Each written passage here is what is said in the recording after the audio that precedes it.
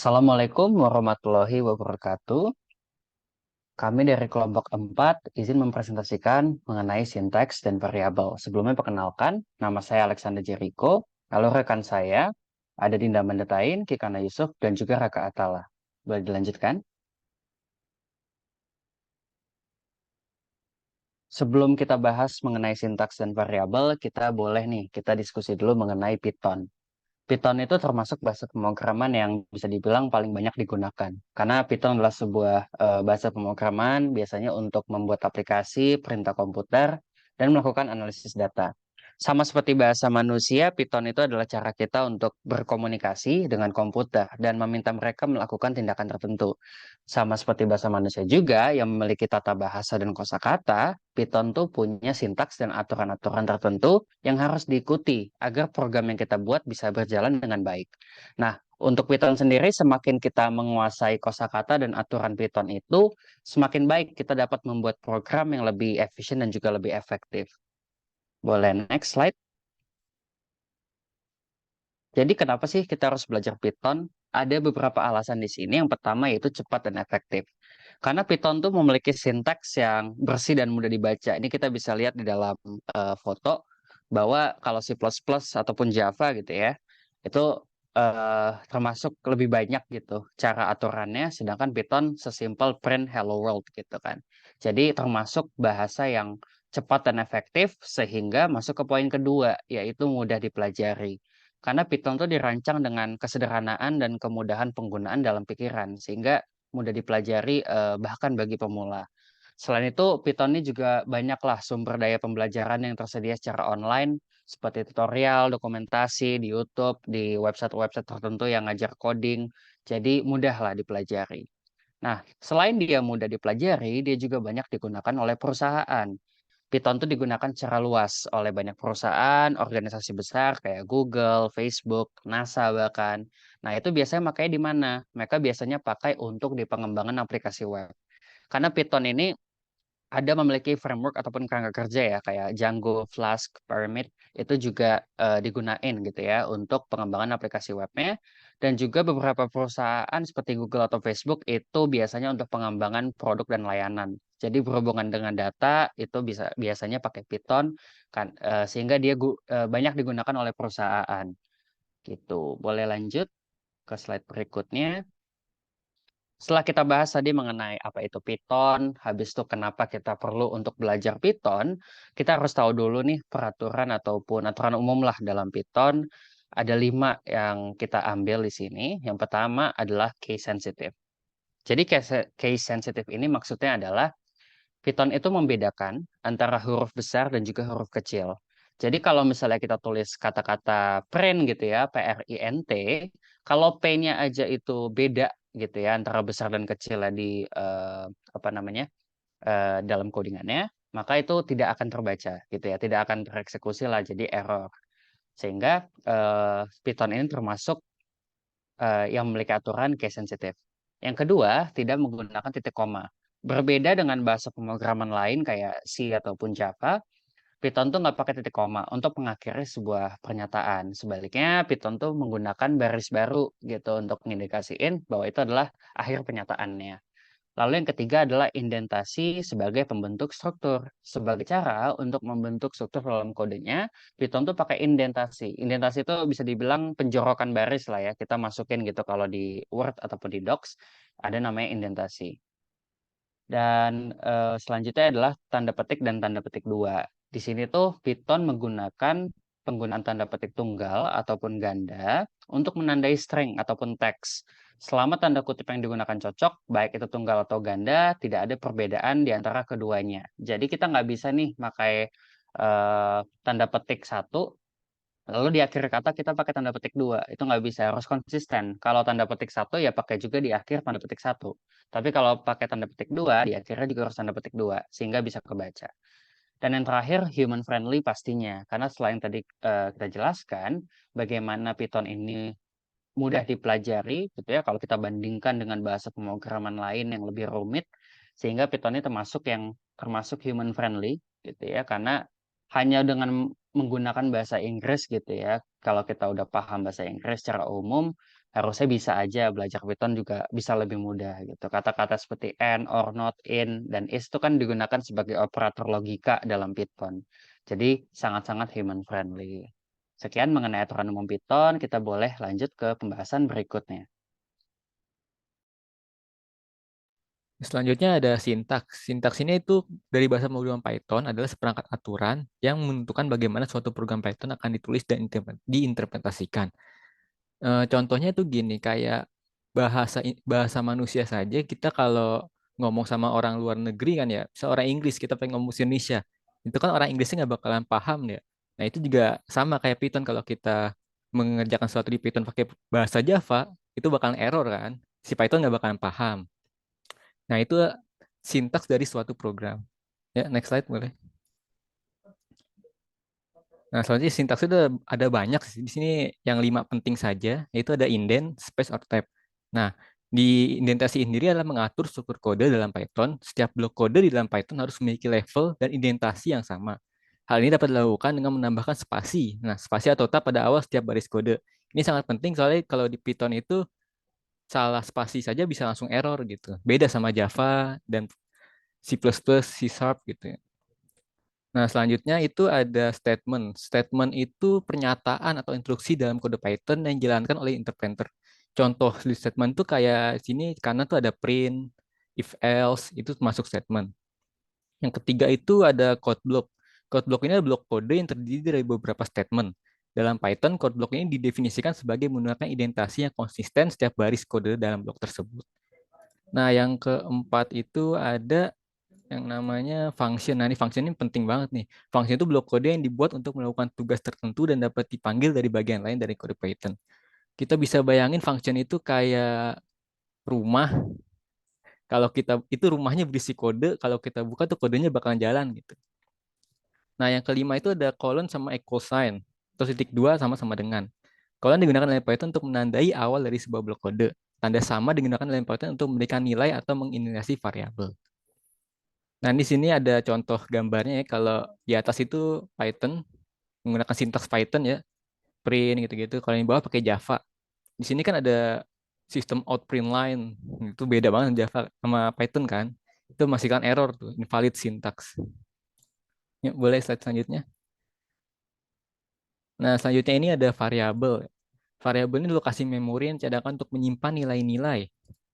Nah, Eh, kalau dikasih contoh dunia tuh variabel tuh kayak kotak penyimpanan gitu. Kita dapat menyimpan suatu nilai atau informasi seperti angka atau nama. Nah, di dalam kotak nilai-nilai itu kita masukin ke kotak penyimpanan. Misalkan ini umur sama dengan 20. Itu umur itu diibaratkan kayak kotak penyimpanannya. Nah, di dalam kotak penyimpanan itu ada angka 20. Kalau pengen me- membuka kotaknya, ya kita panggil aja print dalam kurung umur. Di sini variabel juga bisa berbagai macam tipe data, nggak cuman angka doang ya. Selanjutnya akan dijelaskan ya lebih lanjutan dengan teman saya. Next slide. Baik, terima kasih Raka. Selanjutnya akan saya jelaskan mengenai primitive types of variable in Python. Jadi di bahasa pemrograman Python ini mereka memiliki beberapa tipe data yang primitif seperti itu. Ada 4 data primitif yang akan saya jelaskan pada presentasi hari ini. Yang pertama adalah integer. Nah, untuk integer sendiri adalah objek data numerik yang berupa bilangan bulat seperti 0, 1, 2, 3 dan min 1, min 2, min 3 seperti itu, bilangan positif dan bilangan bulat negatif. Nah, untuk contohnya adalah yang terdapat pada gambar ini. Usia ini merupakan variabel, lalu nilainya adalah 24. Nah, untuk nilai 24 ini merupakan tipe data integer karena dia berupa bilangan bulat, bukan bilangan desimal. Lalu yang kedua adalah float. Nah, float ini objek data numerik juga, namun bilangan desimal gitu. Jadi seperti contohnya ada di gambar ini, variabel tinggi underscore badan sama dengan 170,3. Nah, ini menunjukkan bahwa dia adalah bilangan pecahan. Nah, setelah itu yang ketiga adalah ada string. Untuk string sendiri merupakan tipe data yang berisi kumpulan karakter atau huruf dengan syarat dia harus diapit oleh single quote atau double quote. Seperti yang sudah dijelaskan oleh rekan saya Alex tadi, ada aturan di dalam bahasa pemrograman Python. Jika awalnya menggunakan single quote, maka akhirnya juga menggunakan single quote dan berlaku juga untuk double quote. Nah, untuk yang keempat ada Boolean. Untuk Boolean ini merupakan tipe data yang digunakan untuk memberitahu apakah sebuah kondisi ini benar atau salah. Dia hanya berisi dua nilai, false atau true. Nah, seperti ini contohnya. Untuk stringnya adalah Nico Robin diapit dengan double quote, lalu integernya adalah 24, lalu untuk float-nya adalah 170,3, dan boolean-nya yang variabelnya adalah sudah underscore menikah sama dengan false. Nah, false itu merupakan state di mana dia menunjukkan kalau kondisinya itu salah, seperti itu. Akan saya lanjut. Nah, untuk aturan penamaan variabel sendiri, yang pertama adalah harus dimulai dengan huruf atau karakter underscore itu. Jadi dia tidak bisa dimulai dengan angka atau karakter lain selain underscore atau huruf. Nah, lalu yang kedua, nama variabel hanya dapat mengandung huruf, angka, dan garis bawah atau underscore tadi. Jadi dia tidak bisa menggunakan karakter khusus seperti titik, koma, atau titik dua atau petik atas itu. Nah, lalu ada nama variabel ini bersifat case sensitive. Jadi Python ini kan memang sifatnya case sensitive. Jadi kita harus membedakan huruf besar dan huruf kecil. Jadi ketika kita membuat sebuah variabel, misal namanya adalah menggunakan umur gitu. Umur variabelnya kita tulis dengan huruf kecil U-nya.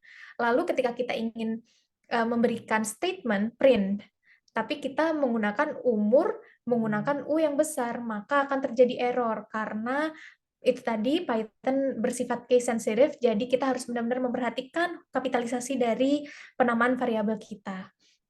Lalu yang terakhir adalah hindari menggunakan kata-kata yang sudah digunakan oleh bahasa Python. Jadi untuk Python ini kita hindari menggunakan kata-kata yang sudah dimiliki gitu oleh Python. Jadi ketika kita ingin menulis sesuatu, biasanya Python akan memberikan rekomendasi entah itu statement, comment, perintah, dan lain-lain. Itu hindari menggunakan kata yang sama supaya tidak sistem itu tidak misunderstood gitu. Baik, akan saya next. Untuk jenis penamaan variabel, yang pertama ada camel case. Jadi ketika ada dua kosakata gitu, nama depan, dari kata kedua ini huruf pertamanya diberi huruf besar seperti itu. Untuk Pascal case itu nama depan umur siswa itu masing-masing kosakata huruf depan semua. Huruf besar semua. Lalu untuk snake case ada nama underscore depan. Jadi kosakata ini dipisahkan oleh underscore gitu. Untuk kebab case ada nama depan, nama strip depan, umur strip siswa itu kosakatanya dipisahkan oleh garis strip seperti itu. Silakan dilanjut oleh rekan saya mau. Baik. Setelah tadi dijelaskan oleh Kay mengenai aturan-aturan penamaan dalam variabel, di sini ada contohnya nih. Mungkin yang valid tadi tidak perlu saya jelaskan kembali karena sudah jelas ya. Aturan-aturannya dijelaskan oleh Kay. Lalu mari kita bahas yang tidak valid. Yang pertama di sini ada satu nama. Di sini menjadi tidak valid karena ada angka di depan huruf. Dari sana menjadi error dan tidak valid. Lalu kita lanjut saja ke yang kedua, yaitu ada alamat strip rumah. Kenapa di sini menjadi tidak valid? Karena ada karakter yang tidak boleh digunakan dalam variabel, yaitu tanda minus. Sama juga dengan tanda-tanda lainnya seperti plus ataupun kurung kotak seperti itu. Juga akan terdeteksi sebagai error. Lalu yang ketiga di sini sudah jelas ada nama spasi depan. Ada spasi yang memang tidak boleh digunakan dalam variabel. Dan yang terakhir di sini ada kata print. Di mana print ini tidak boleh digunakan karena sudah terdeteksi sebagai statement. Jadi tidak akan terbaca sebagai variabel. Boleh dilanjut? Di sini saya akan menjelaskan ke variabel lokal.